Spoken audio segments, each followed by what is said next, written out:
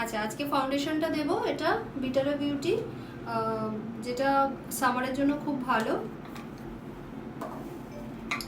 তো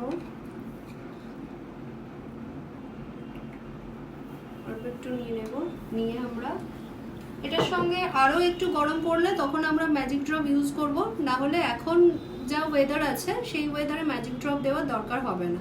আমাদেরকে মেকআপ করার সময় সবসময় ওয়েদারটা মাথায় রাখতে হবে, কোন ওয়েদারে কোন স্কিনের ওপরে আমরা কি প্রোডাক্ট অ্যাপ্লাই করছি, সেটাই কিন্তু মেন ব্যাপার। তুই ওপরের দিকে তাকাবি। তো ফার্স্ট আমরা সুন্দর করে অ্যাপ্লাই করে নেব। তাহলে ওকে কারেক্টার আর দিলে না, তাই তো? না, আমাদেরকে প্রথমে বুঝতে হবে কার স্কিনে কতটুকু প্রোডাক্ট আমরা অ্যাপ্লাই করব। সব স্টেপ শিখেছি বলে যে সব স্টেপ একদম না